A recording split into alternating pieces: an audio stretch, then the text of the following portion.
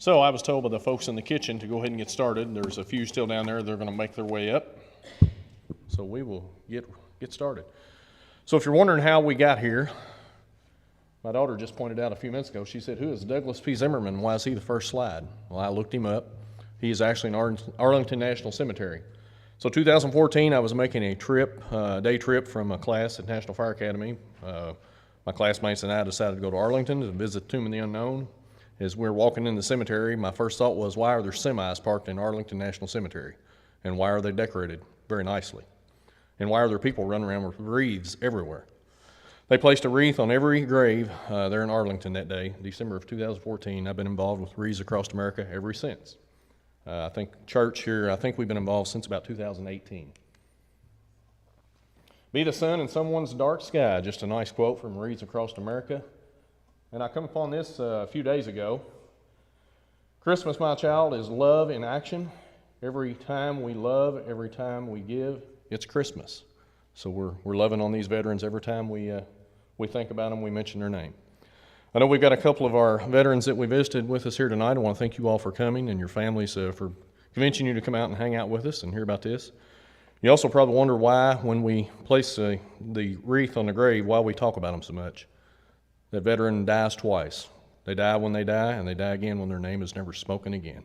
So I thought it was a good idea to have a little history to put with each of these veterans as we place this wreath. So getting started, I'm going to call up our first speaker, and Kim is going to come up and speak about some veterans, and then we'll just keep right on rolling.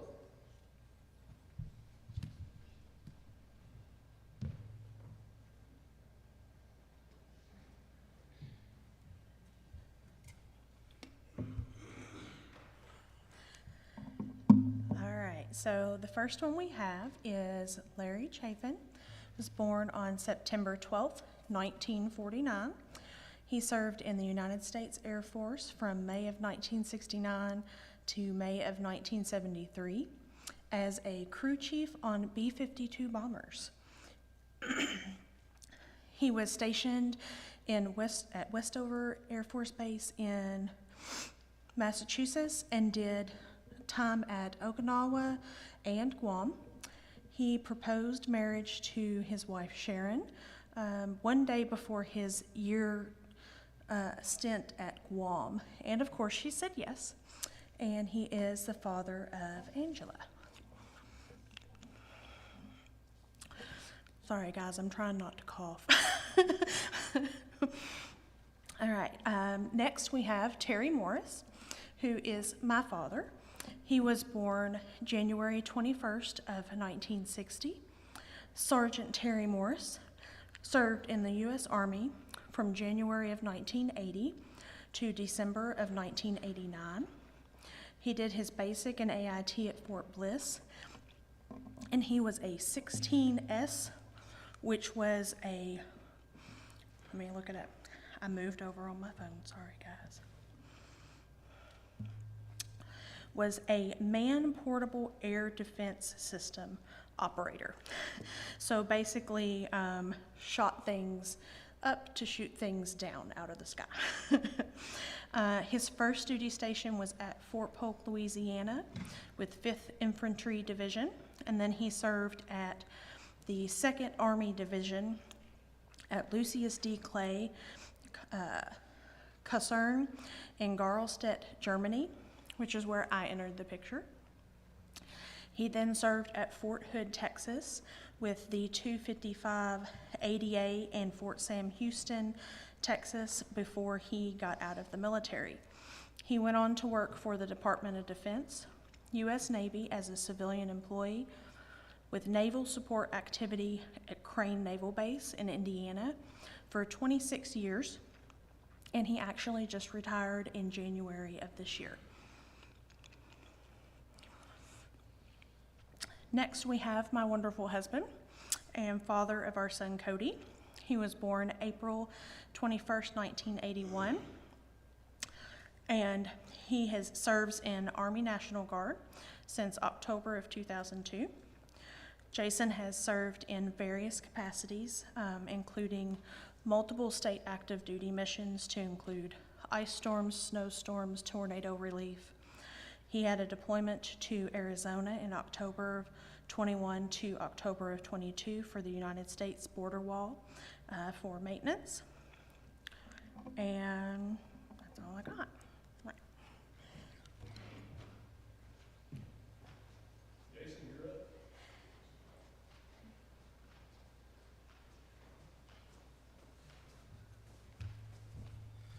All right, the first one I get to speak about is my dad, Brian Taylor. Dad was born March 16th of 64, and he enlisted in the Kentucky National Guard in 1986 and retired in 2007 as my first sergeant.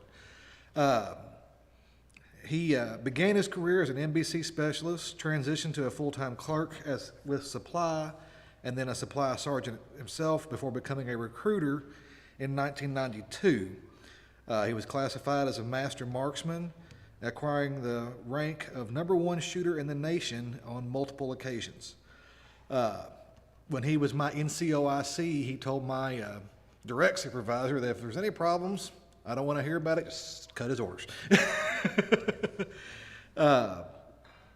Next is my grandfather, William Bill Taylor, born August 5th of 1942, and he left us November 21st of 97. He was in the Air Force. I don't know the exact time frame.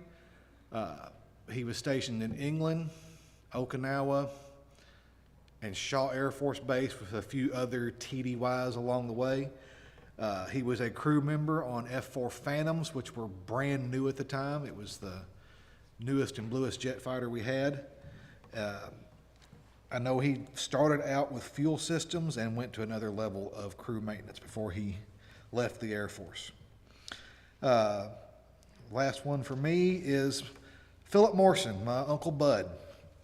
He was born September 4th of 1926 and griped his whole life that he had to start school so many years in a row on his birthday. He left us December 13th of 2005. He was drafted to the United States Army during World War II and served in the Philippines. He was there as the invasion army for Japan, which thankfully never come to fruition. He was honorably discharged in 1946, came home and married Aunt Wickie and raised 4 boys here in the Owensboro-Philpott area, and was a lifelong member of this church. I know that everything got messed up for the people in the Pacific Theater a lot. And my last one is James Merritt Morris. This is Jimmy Morris's dad. Born February 25th of 1909 and left us September 2nd of 1982. He was drafted into the United States Army during World War II in 1941, did basic training in Camp Shelby, Mississippi. Married Roberta Jordan of Clinton, Mississippi, July 20th of 1942. Assigned to the 38th Infantry Division Cyclones as a truck driver, supplying front lines during combat, which is the same division that Uncle Bud was in. He arrived in Honolulu in January of 44 and Leyte, Philippines, January 26 of 1945. Took part in the Battle of Northern Luzon, Zigzag Pass, Battle of Bataan, and Corregidor, all in 1945. Awarded the American Theater Ribbon, Asiatic Pacific Theater Ribbon with 3 Bronze Stars, Philippine Liberation Ribbon with 1 Bronze Star, and American Defense Ribbon.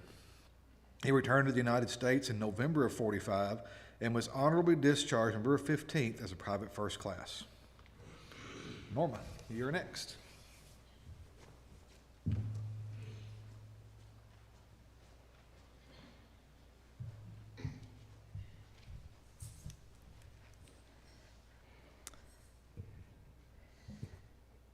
This was a wreath presented to Doug Reardon, who is a current member of Dawson. Doug served in the United States Army. He's the husband to Sandy Reardon, and the rest is a mystery. We have our homework cut out for us for next year to know more information. But Sandy was trying to keep this a secret from Doug, so it was really hard to get information. But he did serve, and we thank him for his service. The next gentleman is Larry McElroy. He was born August 15th, 1938.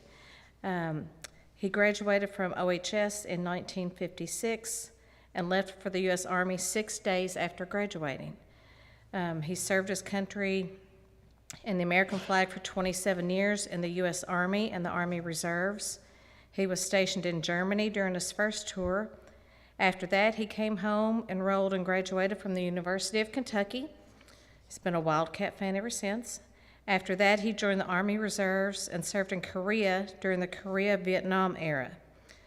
He was occupational during that time. He retired from the U.S. Army Reserves September 1981 at the rank of First Sergeant. Upon completion of his active military, he began working for the U.S. Postal Service and retired in 1995. He is very much still alive, but he always, each year, we gave him a wreath. I think this is the 3rd year. He requested placed on his tombstone so he'll know where we are. We'll know where he is when he passes from, but he's very much still alive. The next one is Charles David Ream. David was born September 18th, 1948. He served in the U.S. Army from 1968 until 1970 during the Vietnam era, and he retired from Owensboro Specialty Polymers in March of 2014. He worked as a volunteer and assistant chief for the Thurston-Philpott Fire Department for over 30 years, and he was a member of the Green River Firefighter Association since its inception. David was a member of Yellow Creek Baptist Church, and he passed away November 18th, 2022. Next is our beloved Robert Bob Brown. He was born December 1st, 1930, served in the U.S. Navy Reserves. He was drafted to serve in the United States Army during the Korean conflict. He was the husband of Joyce Brown and father of Tina, Gina, Joy, and Holly. He passed away February 6th of 2023. Billy Fuquay was born January 30th, 1934. He served in the U.S. Army during the Korean conflict. He was drafted in 1958. He was en route to Korea, but that was canceled, and he spent 2 years in Italy as a mechanic. Bill married Pat Reardon Fuquay. She became a Fuquay. September 7th, 1958, they raised their children in Philpott. He retired from Kentucky Electronics and Kelly Wilmore. The husband of Pat Fuquay, his sons are Jason and Mike, and he passed away January 26, 2013. I know this gentleman, Keith Herm, my husband. You all know him. He was born April 8th, 1968. He served in the United States Army right out of high school from 1986 to 1987. He was stationed in Fort McClellan, Alabama, and Fort Campbell as a military police officer. Next is Taylor.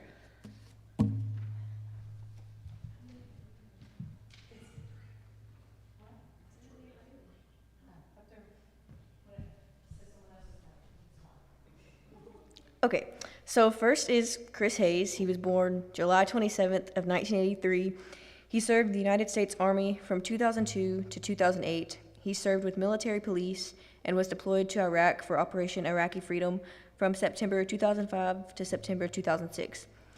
Some of his awards from his time in service include the U.S. Army Service Ribbon, the Global War on Terrorism Service Medal, the Iraq Campaign Medal, the Army Commendation Medal, the Army Achievement Medal, and the Good Conduct Medal. His other duty stations included Fort Knox, Kentucky, where he worked at the Personnel Control Facility, handling AWOLs, Gießen, Germany, which is where he was deployed from, and Fort Benning, Georgia, where he had the roles of military police investigator, supply sergeant, and training sergeant.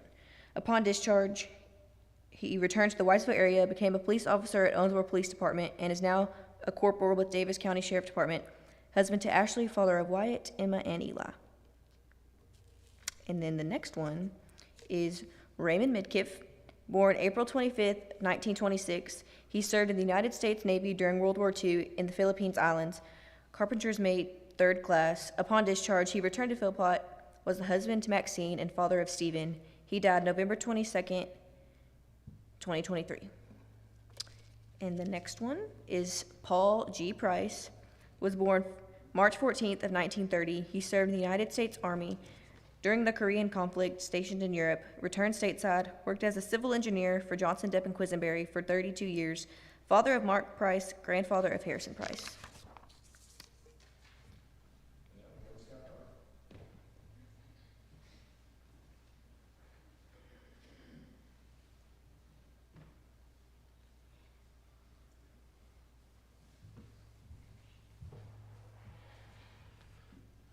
This is my Uncle Alan.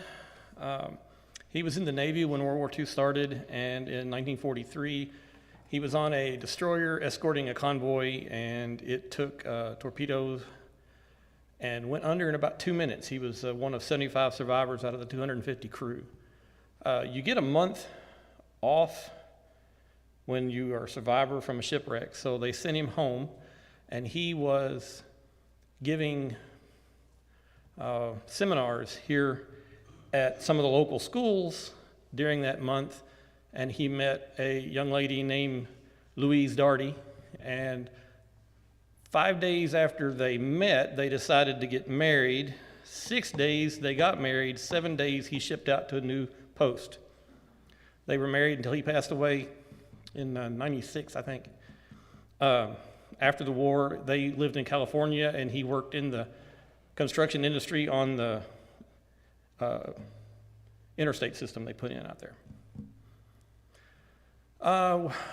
Uncle Bill. William Hall was married to my dad's other sister, and he was in the Army after the war started. Of course, they were drafting everybody that could move, and he was in the 77th Division and went into the Philippines in 1944 when MacArthur returned.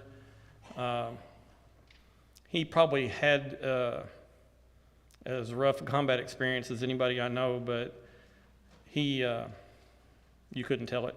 He was as calm and quiet and serene a person as I've ever met. He worked for Chevron Oil, or prior to being Chevron, it was Standard Oil of California, for all of his life after he got back home, and he passed away just a few years ago. And this is my Uncle Gordon. He joined after World War II started, and he joined the Army Air Corps. He was a lieutenant and a bombardier in the nose of a B-25 Mitchell, which is a glass nose, and he flew 50 missions over Italy and Tunisia. And he rarely ever talked about it, though I know that there were occasions where he talked about having the glass blown out of the plane because of shell fire or things like that. And they would traverse back and forth across the Mediterranean Sea. And he did one of those flights with no glass in the nose, so he had 200-mile-an-hour wind coming at him for an hour while they flew across the Mediterranean. After the war, he was a oil field engineer until he retired, and he has a grandson that is in the Kentucky National Guard, and they had a bond that was really tight, and he was really proud of him. This one I don't know a lot about. It's my grandmother's older brother. He passed away before my dad was born, so it's really hard now to get information because all the people that knew him are long gone. He went into the U.S. Army in 1917 when they were mobilizing for World War I, got shipped overseas, deployed on the Western Front, and was subject to gas attack. And it damaged him physically and mentally. He came back with what we would call it a PTSD. He had a heck of a temper, and it messed with him the rest of his life. And this is my dad, Milton Darty. Let's see, he was born in 1933, and in the mid-50s he went into the Army and wound up in Germany for 2 years. He was in a nuclear weapons outfit, and It was, if you go on the internet and Google the atomic cannons, they were 11-inch diameter howitzers that would throw an atomic weapon about 20 miles, which doesn't seem like a real good distance, but that's what it was. He really enjoyed his time in Germany. He took every opportunity to tour and to sightsee. He learned to speak German. He really treasures that time. And after he got out of the Army in 1960 or so, he started working for Standard Oil of California, Chevron Oil, with my uncle. And he was running a service station on 20th and Triplet beside Gabe's Tower. And this little redhead in a hot rod pulled in one night to get some gas, and he asked her for a date. He married her. Here I am. So he worked for Standard Oil, Chevron for 25 years, and then retired and started over again, and retired and started over again. And now he's had 19 years in at Rural King. He's still working. He works tomorrow night if y'all want to go see him. How old is this guy? 91. Yep.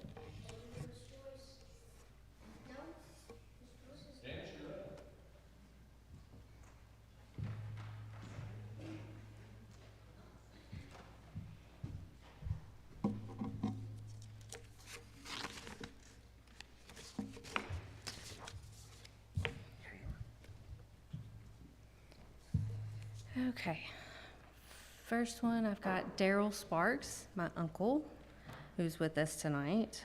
He was born November 13th of 1960.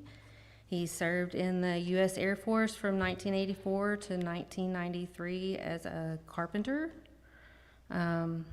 He enlisted in the U.S.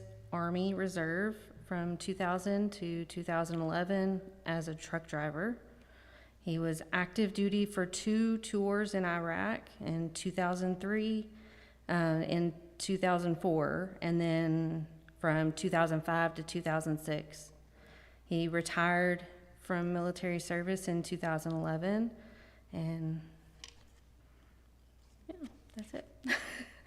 Next one is Herman Kirk, or Pete Cook.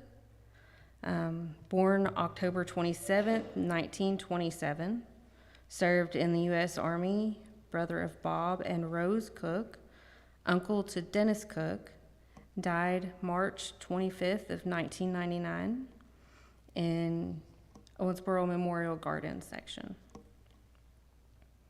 Next is Ray Williams, born July 14th of 1949. He served in the U.S. Army, is the uncle of Sharon Cook, died February 12th of 2009, buried in Walton's Creek Church Cemetery at Centertown in Kentucky. Here we have Belden Cornett, born January 16th, 1922, served in the U.S. Army, exited in 1942, served in Australia, met his wife in the Army, father of Sharon Cook. He died in April 28th of 2017. He's buried at Owensboro Memorial Gardens, section Nativity Lot 95B1. And Thelma Cornett, born October 4th of 1923, served in the U.S. Army as a medic in Louisville, Kentucky. The mother of Sharon Cook, died March 22nd of 2017, buried in Owensboro Memorial Gardens, section Nativity Lot 95B2.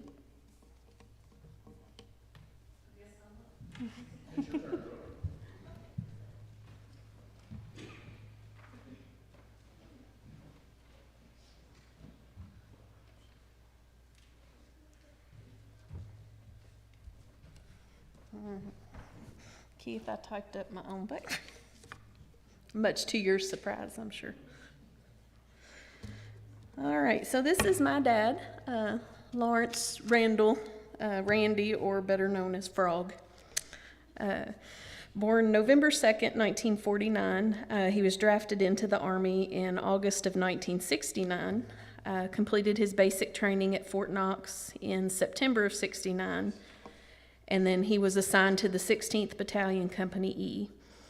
He was stationed at Fort Polk, Louisiana, Fort Huachuca, I think I'm saying that right, Arizona, and then ended his station in Okinawa, Japan, which he will tell you was the best time he ever had in his entire life. Honorably discharged September 1971. And there he is again. And I'll tell you a funny story about that picture you just passed up. I remember seeing that my whole entire life growing up, and you may not be able to tell, but he poked that other guy's eyes out. I don't know what he did, but my dad was a dart thrower, and I'm pretty sure a dart went through that guy's eyes. So I don't know what happened. All right, this is my dad's oldest brother, Celestine. They called him Teen Howard, and he actually was no longer living by the time my dad was born. But he was born September 1st, 1927, and drafted into the Army November 14th, 1945. And he actually was killed in Luxembourg September 4th, 1948, in a Jeep accident. And then this is my Uncle Neely, Cornelius, and several of these, I told Keith earlier, I wish I had about 6 months to research and try to find out more information. But like a lot of you all, the people that know the information are no longer living, so it's kind of hard to come up with details. But born September 18th, 1928, and passed away December 9th, 2008. All right, y'all are gonna get tired of me talking about this guy.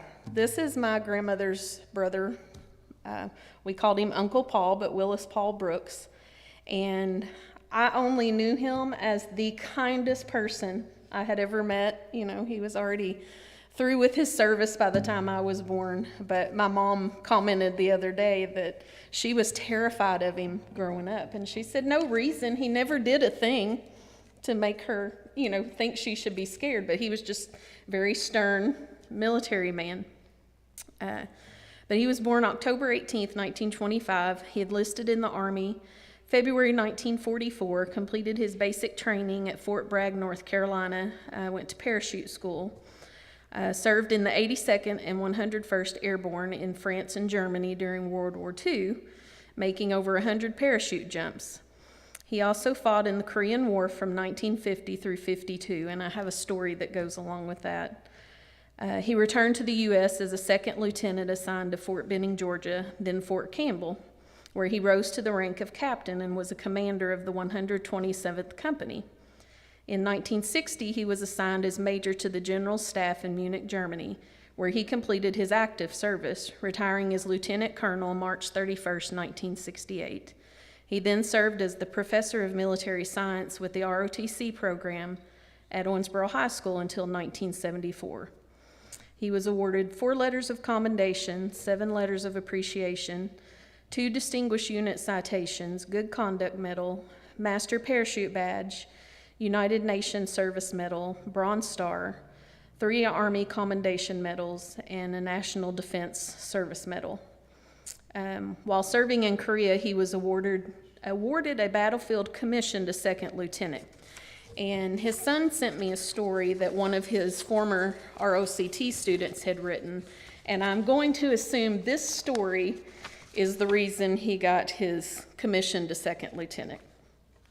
Bear with me. I will read through it as fast as I can. And so the guy wrote this about Uncle Paul, and it says, while he accomplished many things in the service, over 2 weeks in February 1951, his actions directly contributed to saving the free nation of South Korea and countless other Americans. In late November 1950, a Chinese Communist volunteer army of 700,000 plus swept into Korea. Thousands of Americans were killed or captured during the longest and coldest retreat in the history of the United States military. The retreat continued for almost 2 months. The situation was so grim, many believed all of Korea would soon be lost to the communists. This all changed because the 23rd Regimental Combat Team made a stand and refused to withdraw. Paul Brooks was with them as a warrant officer in Company K. And there's a bunch of stuff, so I'm going to skip over some of this. It said that he observed Chinese troops trying to overrun French troops on a nearby hill, and they had already had to evacuate some vehicles away from where the worst of the fighting was to try to save them in case they needed them later. It says Brooks and another officer drove the Jeep to a better position and opened fire on the Chinese troops, breaking up their movement. The 23rd RCT had blunted the Chinese at the Twin Tunnels, but there was still more. North of the Twin Tunnels was Chipyong-ni, and I don't know that I'm saying that right, an important road juncture that controlled the entire area. The 23rd RCT was moved there to hold it at all cost. By February 13, 1951, the 4,500-man 23rd RCT was surrounded by over 10,000 Chinese. The Chinese attacked just after midnight on February 14th. Brooks and Company K were hit hard twice that night and ran critically low on ammunition. And then it's cut some of the story off. But anyway, they were almost out of ammunition and they were in dire straits. It says multiple areas saw men fighting hand-to-hand or with bayonets. Warrant Officer Brooks, seeing the situation with his Company K as dire, assembled a group of cooks and drivers, loaded them down with all the ammunition they could carry, and led them under fire to Company K's position. He then personally delivered the ammo, going foxhole to foxhole as the battle raged. Company K and the rest of the 23rd RCT held their positions. In 24 hours, they killed over 1,000 communists with a loss of less of 100 of their own. And then it went on to say, Chipyong-ni has been described by military historians as the Gettysburg of the Korean War. So I thought that was pretty cool, and it was a story I had not ever heard before. So it was really neat to uncover a lot of the stuff that we found trying to gather all this information. Do you want me to pass off to somebody else in the family? You've got these all marked Schroeder. All right, Luke.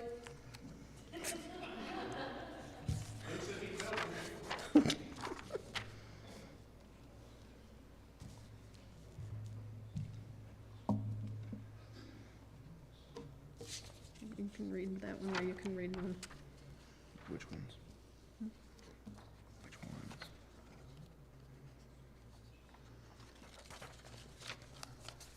Why don't you do these three, and then we'll let Eddie do those two.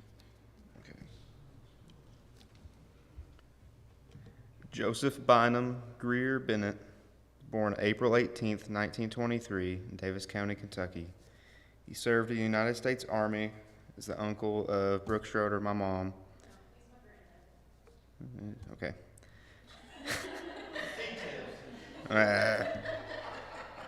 He passed away June 9th, 2003, and is buried at Cates Cemetery.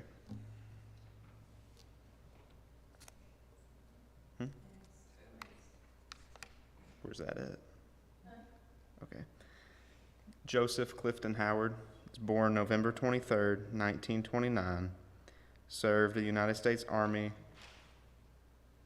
Just read the same one over again. Sorry.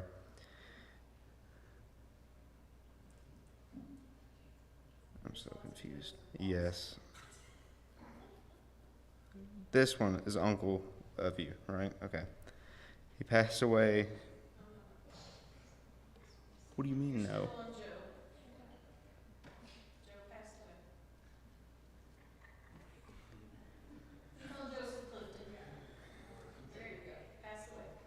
Okay.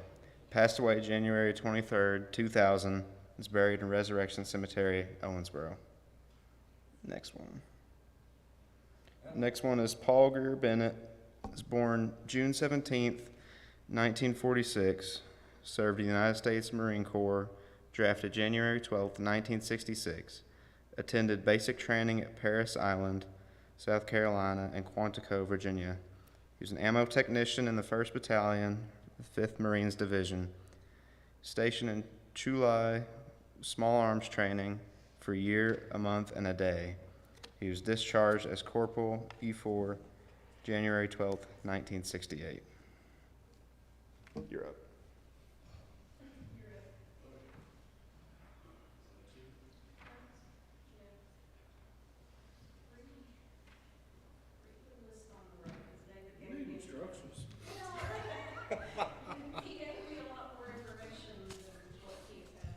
Okay. All right, David James Ammon, born May 28, 1986, enlisted in the Marine Corps January 2006, and completed basic training in Parris Island, South Carolina. Stationed at Camp Lejeune, North Carolina for infantry training and machine gunner school. Signed to 1st Battalion, 2nd Marines Charlie Company, weapons platoon as MOS 0331, machine gunner. Completed CAX pre-deployment training at Camp Wilson, 29 Palms, California, prior to serving 2 separate tours during Operation Iraqi Freedom, where he was part of the operations in Iraq, Turkey, and Syria from March to September of 2007. And again from June 2008 to February 2009.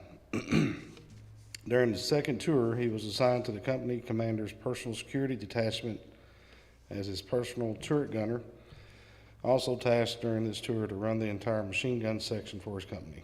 He completed his enlistment at Camp Lejeune and was honorably discharged as corporal in February of 2010.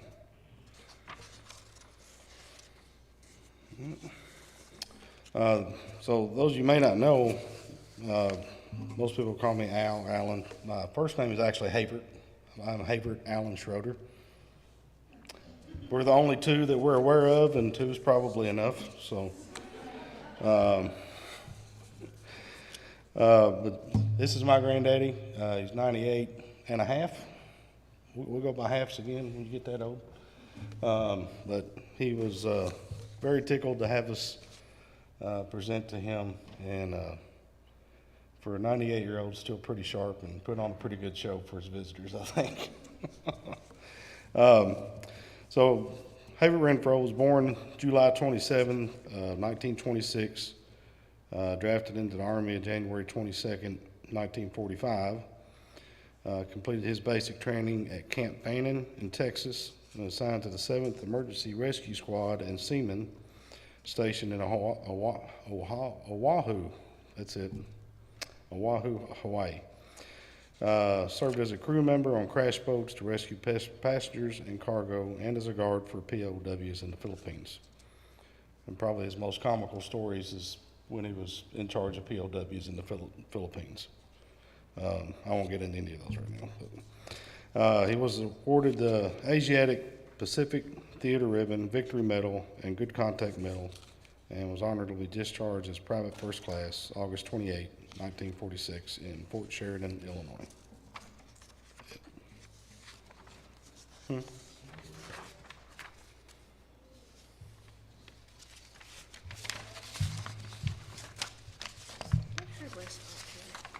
I don't see that one.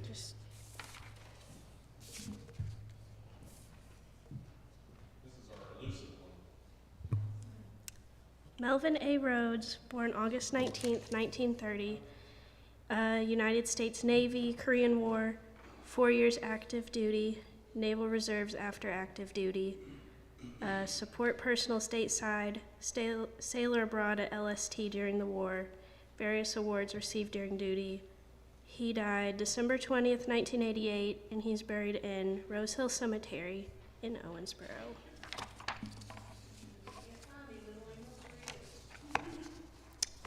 Paul L. Price, he was born July 20th, 1948. Paul is the husband of Charlotte E. Price, the son of Robert E. Price and Christine L. Price of Owensboro, Kentucky. He enlisted in the U.S. Marine Corps on July 28th, 1966 in Louisville, Kentucky. In Vietnam, he was assigned to and served with Company 1, 3rd Battalion, 9th Marines, 3rd MARDIV, FMF, I don't know what that means. During the month of September, the battalion participated in Operation Kingfisher, and in the second half of the month assumed the security of the Con Tin combat base in northern Quang Tri province. On September 20th, a patrol just west of Con Tin detonated a mine and was hit with several rounds of enemy rifle fire, resulting in 2 Marines being killed and 2 being wounded. One of the casualties was CPL Paul Price, who was killed by fragmentation wounds from the mine and hostile rifle fire. Cousin to Mark Price, Miller's Mill Road was named in his honor. and he's also buried in Rose Hill Cemetery.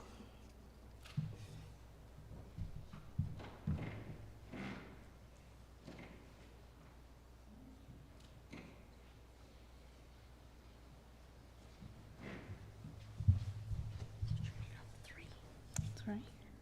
I had a helper. He wanted to read about Papa. All right, say his name.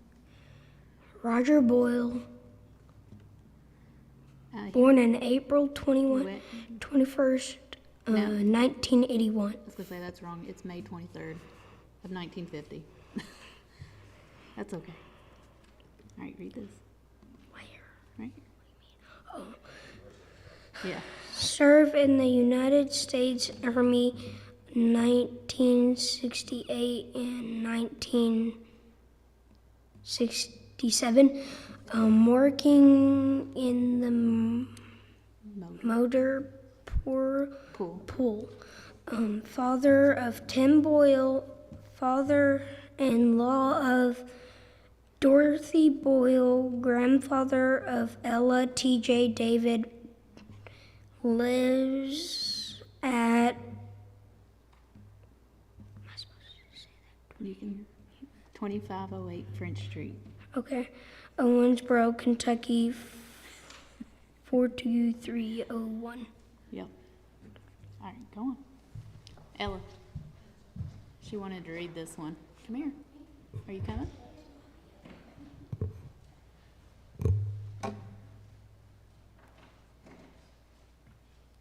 This is my cousin that lives in Texas. Yeah. Robert Harms, born December 6, 1982. Major Robert Bobby Harms began his military career when he arrived at the United States Air Force Academy in Colorado Springs, Colorado for basic cadet training in June of 2001. He graduated 4 years later in June of 2005 with a bachelor's degree in civil engineering and was commissioned as an active duty officer in the United States Air Force. Several months later, Bobby began his flying career by completing 8 months of 18 months of very intensive Air Force pilot training in Oklahoma and follow on advanced training in Mississippi. During this time, he flew both the T-37 Tweet and the T-38 Talon training jets, learning takeoffs and landings, how to overcome emergency situations, acrobatic maneuvers, and instrument flying in the water. Flying in the weather, flying at night, and flying in a formation up to 4 jets, low-level navigation flying, and basic air combat maneuvering and bombing ground targets. Picture 1. At the completion of his training, Bobby earned an opportunity to fly the F-15E Strike Eagle, then the Air Force premier multi-role fighter jet, valued at $65 million. Bobby spent 1 year in North Carolina learning how to fly the F-15E and employ his radar, camera, self-defense systems, 2 20-millimeter machine guns, air-to-air missiles, and air-to-ground bombs in combat. Bobby also flew the supersonic for the first time, going 1.6 times faster than the speed of sound, about 1,100 miles per hour. Bobby also learned how to refuel from a tanker aircraft, like going to a gas station in the sky. After completing F-15E training, he became a qualified combat pilot. Bobby spent the next 4 years continuing to train and practice at the same base in North Carolina. During this time, as he deployed to I'm going to let you say that. Afghanistan. to fly combat mission to protect American and ally ground troops from attacks by terrorists. He is proud to have used the skills he learned in training to keep his troops safe. Bobby then moved to Texas, where he has been an instructor pilot for the last 10 years. He teaches U.S. Air Force and NATO country student pilots how to fly the T-38 Talon, just like the ones he learned to fly during the pilot training. He also teaches other pilots how to upgrade to be instructor pilots. Bobby left full-time active duty service 3 years ago and is now a part-time Air Force instructor pilot 6 days a month, while also being a full-time pilot for the Southwest Airlines. During his Air Force career, Bobby has been fortunate to do a lot of fun things, like shoot down a drone with $1 million test missile and national anthem flyovers for NASCAR races and NFL and MLB games.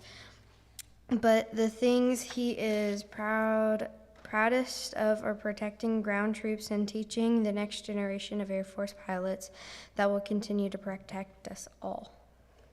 All right, come here.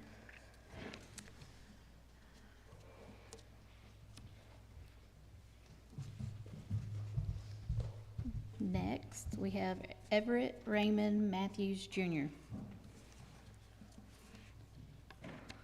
Born December 29th, 1948. Served in U.S. States Army. Went in February 9th, 1969. Went through Basic training. Fort Knox. Fort Knox. Read it out. AIT. Fort Knox, the NCO school. NCO school. Went to Fort Hood in Texas in March and left for Vietnam. He got out January 11th. 1971. He was Sergeant. E5. He was tank commander of 21 during most of his tour, taken over 24 before he came home. Mr. Matthews resides in St. Peter, Missouri. Next is Ida Mae Pruden. She was born January 22nd, 1922. She served in the United States Army, medic in Louisville, Kentucky, and was a member of the WAC. She is the aunt of Sharon Cook. She died July 20th of 2014. And Owensboro Memorial Gardens, Section Nativity, Lot 109B5 is where you can find her. Next is Joseph William Vetter. He was born January 16th of 1925. He served in the United States Army, achieving the rank of Lieutenant Colonel in World War II in Vietnam, awarded the Bronze Star and Legion of Merit. He is the uncle of Sharon Cook. He died February 13th of 2012, and he is also in Owensboro Memorial Gardens. Next, we have Carl Mayfield. He was born September 26, 1937 in Davis County, Kentucky. I'll just read it exactly as it says. Daddy said that when he was young, he would hear older men talking about their serving our country, and he thought it was such an honor, so that is one reason he wanted to serve. Daddy joined the Navy from 1954 to 1958. He was 17 years old. He went to Great Lakes for boot camp. He also obtained his GED while there. He was a Korean War veteran. He was an aviation boatswain's mate. They were sailors that would supervise the movement of aircraft and perform rescue duties like assisting with the launch and recovery of aircraft. Spotting and securing aircraft and equipment, he was on the ship for 18 months. Daddy told us, "I guess my boss knew I'd do anything they told me to do because no one else wanted to walk under those fighter jet propeller blades when those planes flew onto the ship deck." He traveled to Guam, where he trained as an aviation mechanic. He was stationed there 14 months. He went to Hawaii on the Navy base at Pearl Harbor. He said in the mess hall the bullet holes were still there from the bombing of Pearl Harbor. During his tour of duty, he also traveled to the Philippines and Japan and many other places. In 1956, when he was home on leave, he met the love of his life, Barbara. They married in 1958, and they finished Dad's time on the Navy base in Maryland. Carl and his late wife, Barbara, have 5 daughters and 1 son. He worked at W.R. Grace in 1969. He went to Davis County Trade School and became an electronics technician. He designed special instruments and automatic control systems. He was employed at W.R. Grace for 20 years. He then went to work at the paper mill in Hawesville and retired there as a journeyman. Carl lost his wife, Barbara, in 2014. There are 13 grandchildren and 22 great-grandchildren. Carl says he lived a very fulfilling life with great memories. He is most proud of his family. He was always proud to be in the Navy. Dad just said a couple of months ago he's come to realize in life these last few years that we should all be the people that we are able to. He died December 23rd, 2022, and is buried in Cates Cemetery.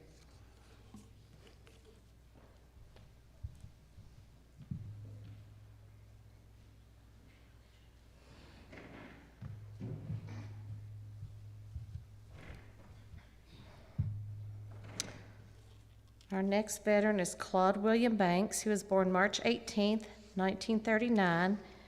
He served in the U.S. Air Force from 1957 to 1961. He was an airman first class. He returned to civilian life as a father, husband, and he retired from Field Packing Company. He's the father of 2 children and the husband of Doris Banks, one of our current members. He died October 1st, 1995. And then David Wendelhuff was born August 8th, 1941. He served in the military police and was stationed in Cheyenne, Wyoming, and Great Falls, Montana. Sounds like a good place to serve. This was a home of the underground Minuteman missiles.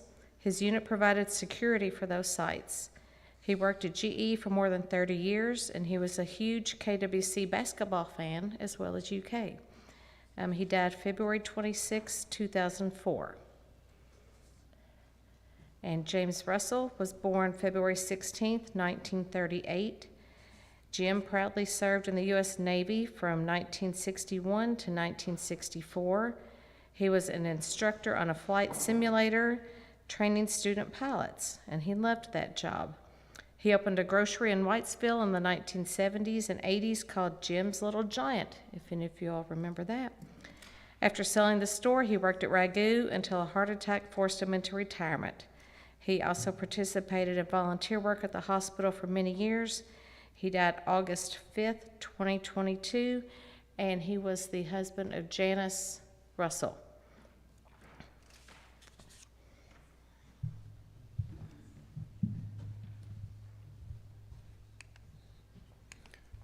Interesting note about these 2 veterans. Wendell Huff was buried in one spot when he passed. When Janice passed, they actually moved Wendell to be by Janice. So Janice is in between Wendell and Jim now at Resurrection. We had trouble finding Wendell this year because we forgot he'd moved. These next 2 veterans, Tina Forsyth, these are relatives of hers. She took these wreaths and placed them in Butler County. We did not travel to Butler County. George W. Moore was born February 28, 1932. He served in the United States Army. I was married to Judy Burden. They have no children. George is the uncle of Doug Forsyth, Tina's husband, Miss Joyce's son-in-law. William T. Tack Forsyth served in the United States Army. He fought in the Battle of the Bulge. And the Battle of the Bulge also was a major German offensive campaign on the Western Front during World War II. That took place from December of 44 to January of 45. He is the father of Doug Forsyth, and again, he's buried down in Butler County. This veteran here, this is a wreath that we were able to ship. Sherman Merritt is uncle of Helen Rhodes. He served in the United States Army during World War II, reaching the rank of sergeant before being discharged, and he decided he hadn't had enough, and he went and joined the Marine Corps. He was born January 1915 and died August 2001, and he is buried in Lebanon National Cemetery in Lebanon, Kentucky. This gentleman here was one of our new veterans, living veteran. This is the father of Victor Kill. Something neat about Mr. Kill, we didn't realize that his church was going to provide him a wreath, and Victor wanted to send him one as well, so he got two this year. He got special treatment. Gary Kill, born March 26, 1946, a resident of Granbury, Texas. He was drafted in the United States Army during the Vietnam War, served 21 years. He was in the Special Forces as a Green Beret. Finished his career in the Army as a physician's assistant, retired from the Army in 1989. He received many commendations while he was in, 2 Silver Stars, 4 Bronze Star, and many others, too many to list. Gary is 78, and again, he resides in Texas. Come on back up here, dear. You get the next view.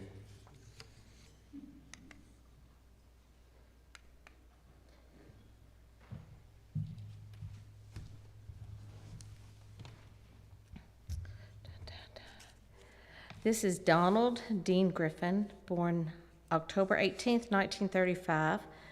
He retired from Duramic, W.R. Grace, same company. He was a veteran of the U.S. Air Force, and he enjoyed woodworking and fishing. He was a member of the Enzer Masonic Lodge, husband of Carolyn Storm Griffin, father of Kevin Griffin, Richard Griffin, and Derek Griffin, who we all know. His grandchildren are Chandler, Claire, Celeste, and Dylan. You all may know Dylan. He died March 1st, 2022. Roscoe Rainier was born August 18th, 1921. He served during World War II as a gunner on a merchant marine ship. He was stationed in Okinawa, and he was on a ship back home from Pearl Harbor just before the bombing. He and his wife met in church. They met in March, they married in April. Y'all notice these fast relationships that these service people have? Married in March, married in April. Carol was born in February the following year. Her dad was 56 when she was born. She said she was quite the surprise because her mom had 7 kids from a previous marriage. He was affectionately called MacGyver, and he could fix anything, and he had the patience of Job. He died November 24th, 2005. Robert Cook, born June 25th, 1935. He was served in the U.S. Army during the Korean War, and he was stationed in Maryland.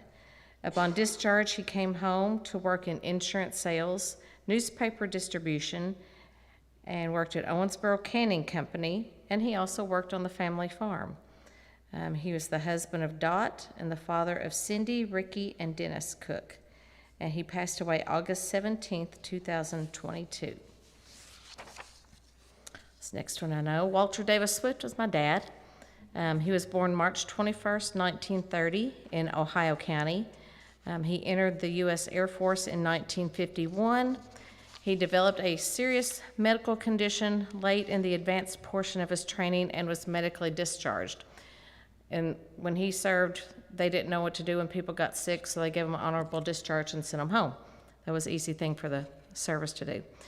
His entry was pre-Korean conflict, and one thing we found in common with some of these military people, he never spoke of his military service. It seems they either talked about it a lot or they didn't talk about it at all. And he didn't talk about it until the end of his life. He passed away February 24th, 2010. You're next. I promise we're almost finished. This is my uncle. I know him as Uncle Gene Shell. Uncle Gene was born December 14th, 1943. He served in the United States Air Force from 1963 to 67. He was stationed in Japan and Guam. He's the husband of my Aunt Barbara, my dad's sister next to him. Father of my cousin Paula, my cousin Alan, who I know as Dinky, Bonnie, and Mark. He died November 17th of 2023. He's buried at St. Anthony's out in Browns Valley. This next gentleman is my brother-in-law, Freddie A. Millay, married to my sister. He served in the United States Marine Corps during the Vietnam War era. He retired as a heavy equipment operator, husband to my sister Sherry, step-dad to my two nephews, and father to his two daughters. He died quite unexpectedly September of 2018, buried in St. Lawrence. And last but not least is my great-uncle Wilbur. Uncle Wilbur was born April 30th of 1910 in Knoxville, Kentucky. He was drafted in the United States Army during World War II, July of 1942, at the age of 32. He was drafted at the age of 32 because he had no children. He was not married. He returned stateside after going AWOL from the European theater, discharged in May of 1943. I remember Mom telling me that they sent him a check and he sent it back to them. He didn't want anything to do with any of it. I never knew anything about his service except what Mom told me. He would never speak of it. I told Mom a couple weeks ago I'm going to get him his foot plate, and she said, "You don't want it."